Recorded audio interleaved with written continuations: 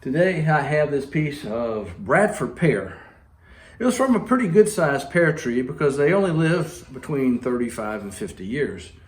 So it's a rather young tree, but has a wonderful color, and you have some curl in here, some honeys and some rose and some oranges.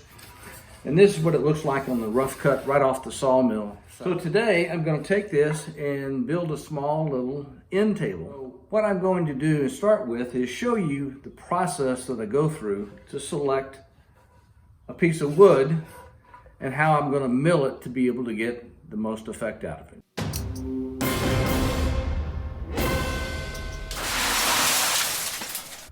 So this is the rough cut end, and it's been painted at the time of cutting to prevent the pores from losing too much water at that end. So we can see we got a little bit of skip plane here. Just want you to walk through and see the curl and color on this piece so you can see what I'm going to do. So the challenge is to determine how big a project we're going to have and how much wood we can get out of this.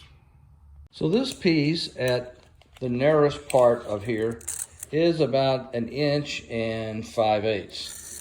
It goes up to about 1 3/4 inches down here. So we know that we're going to cut this in half to be able to make a piece that we're going to use. I want to use this piece to maximize the curl that's in here and all this figure. That's a lovely technique or feature of this piece of wood.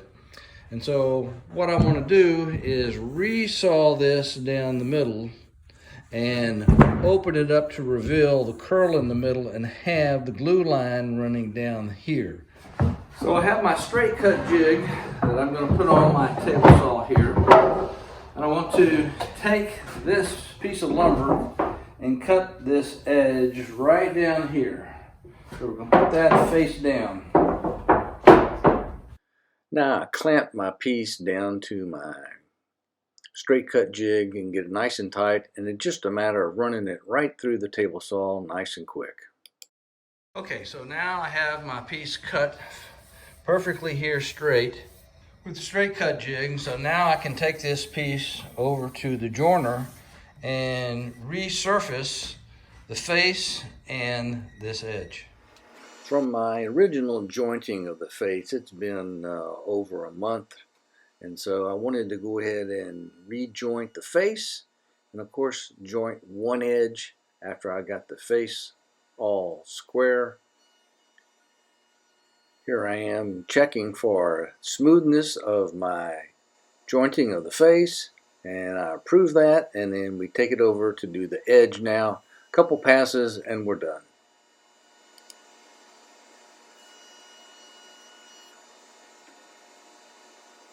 So now I have one face and one edge square and perpendicular.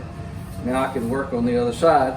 I'm not worried about this little bitty unplaned part because chances are I'm not going to be using that end of it. Trying to maximize the thickness to make sure I can get something close to 3/4 inch after I resaw it. So I want to cut my board about 7/8 inch. It's kind of my thickness, so I can divide this in two so I can glue it up for a tabletop. A quick way to measure to make sure you're getting it in half is do a quick little saw cut just to touch the end, pull it back out and measure it to see that you have it in half, and then go from there. And I have resawed it. So now we need to take this piece and take these two surfaces and put these on the planer because we want to joint those, and we'll rejoint this edge just so we can get a good glue up. So after joining these two pieces of board, this is what they look like. Now I just have them setting on top of each other. Here's the seam right in the middle, not even glued up. It looks real good. So I have this piece of melamine I'm going to use as my under to glue this up. So these two boards will need to be glued like so. But you can see that one of these has this lip in here because the cut for thickness is not precisely the same. Don't want to make this any thinner, so I'm going to glue these first and then I'll plane the other side. So here we are at the glue up. So I take the thinner piece and slather some glue on the side and I clamp it down to the workbench because I want to make sure that we don't have any bowing on this. Right. And I do the same thing for the other piece and we're ready to go. Did a real nice job. Can hardly even feel the seam in here. Just a little glue, squeeze out, a little sanding, and that thing is going to be lovely. Well, I've had some birdseye maple sitting up in my lumber rack for a while. Decided this is time to get it out and make some legs for this project. 4 pieces of birdseye maple, about 25 inches long. I'm only going to need about 24 inches, and I'm going to use about 3 inches of this. So I'm going to cut off that one section there, Wayne, where that was once a limb. So I'll be able to get my sections out of this. So here's the leg that I smoothed out with a sander. And what I thought would look okay looks kind of awkward. So here's the leg drawn on the one board. We'll redo that. But this right one here, I have set with the notch there and use this spindle sander. In preparing my pieces for the notch cut, I cut a 1-inch height there and 1-inch height here. And this curve will have to be cut out and then along that line. So I'm now cut this and I'll attempt to cut that piece. Make every cut consistent on my taper jig. I have my pieces of block that I'm going to screw down so I can replace it at the same spot every time to cut each of the legs. That way we'll get the same cut every time. Okay, so after the taper jig, I have this nice taper cut on each of the legs, but since the table saw couldn't get into here, I'm gonna have to cut this last little bit by hand on all 4 of the legs. Okay, first leg, rough cut. Still have to cut out the little arch in here. That's just the decorative part of it. But I like this a lot better, and we may end up rounding that over. Do a little bit more lightening of it, but it looks good. Legs, this is the curve I was trying to cut, and this is one that I end up having to cut. The curve on the leg was based on the big part of the sander rather than the spindle, as it was much easier to maneuver. I have to cut this angle right here so the tabletop sits in there. So to cut that, I'm going to turn the piece vertical and clamp it on the table saw. Let me show you what I'm going to do. Here, and I'm going to have my blade raised up at 1 inch to cut that right there. So let's do that. First look at our table. And what we're looking at now is the shape of the legs and the top as it relates to this. This is not the ultimate position, but I am trying to decide how far inset to have here. I was thinking 1 inch, but I'm thinking now I may go the width of this leg.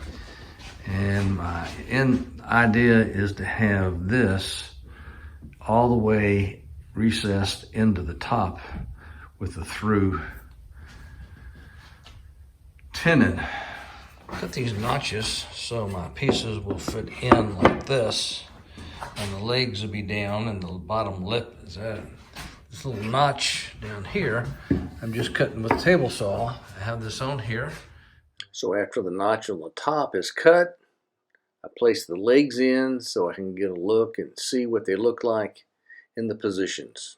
I'm liking it so far. I'm going to create some joinery in between here with some more of the pear wood. So I'm going to do this with a kind of a tenon on the end. So I'm going to come in a 1/2 inch here and a 1/2 inch there. And I'm going to cut that for tenon. For a little piece to go in there. It's not but 4 inches wide. So my tenons are 3.375 or 3/8 of an inch. So set the little apron tenons on the leg pieces to mark where the mortise is going to go. And I'm going to show you how I'm going to cut this on my mortise jig. This is the jig I used to cut the mortise into the legs. So I have this leg clamped underneath here. These two clamps hold it flush and up against the surface way up here. And this is where that piece is. And I adjust the table by moving this back and forth. And I'll center it on here to make sure that my router bit hits right in there. I can zoom in. All right, so watch as I lower the bit. Right here is my bit, and it lines up perfectly with the right side of that tape. So here I go with the cut for the first pass, second pass, and then I move it back out and do the same thing again. Okay, now let's try this for fit. So this is almost a good size. So rather than try to attempt to cut just a sliver with that, I'm just going to use my shoulder plane to take this shoulder down a little bit for a perfect fit. And we'll do that for each of the other two legs, and then we'll be done.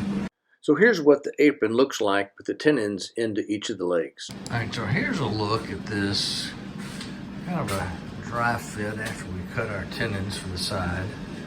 Remember, the tops of these will be cut flush to the top. We'll have to get to shape the top.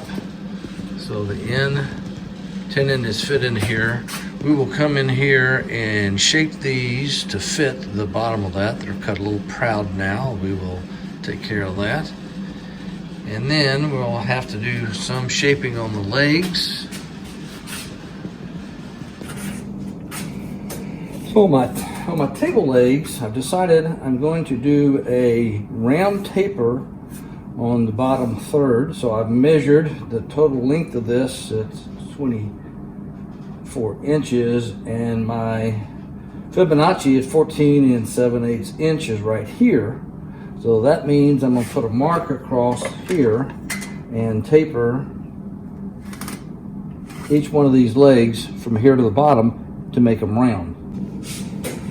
All right, to mark my round board, I have tapped in a 1-inch Forstner bit, and now I'm going to draw on it circle. I'll do that on each of the legs. Now I'll get out my spoke shave, and my handiwork starts to turn a square leg into a round one. Okay, so after about 15 minutes, here's what I got. Getting close to being round. It's a little bit better. So our leg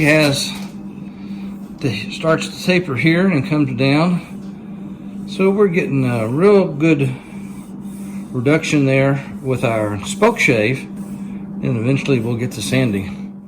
So after getting our legs all rounded to the end and tapering a little bit farther up, we work on gluing in the legs, and then we come back to flush cutting the top of the legs off to be even with the top of the table. So here I am just taking my flush cut saw to be able to get this nice and done. And once we do that, we'll take a sander to it and make it smooth so the transition is undetectable. Flush sawn all the tops of the legs. Now I can take the tape off, and then I can do the sanding, do the final sanding. So I had left these legs a tiny bit proud, so the fit would be perfect. So now that little bit, I'm going to take a hand plane and just... So the proud part of the leg is planed down to be smooth with edge of the table. Makes for a nice transition. So finished sanding, finished all construction on my whisk table. It's nice. It's got a nice sand down to 120. I did a mineral spirits wipe down last night. So now I'm ready to put the finish on it. So what I'm going to do is I'm going to use the Rubio Monocoat Since it goes so far, I'm going to use the sample bottle that I bought. This is 20 milliliters, a little over 4 ounces, and I'm going to do this whole table. At least I plan to do the whole table. So let's say it'll cover about 5 square feet. I figured I'd have maybe 2 here and 2 underneath at the max, and then the legs. I figured that'll be enough. So let's find out. So for the first time use of the Rubio Monocoat, I followed the directions of using the red scrub pad to scrub in the wax oil and get all the legs covered, and just pour it on just lightly enough to where I can distribute it all and have it be able to cover the whole piece. And sure enough, it did, and the colors popped on this. It really turned out gorgeous.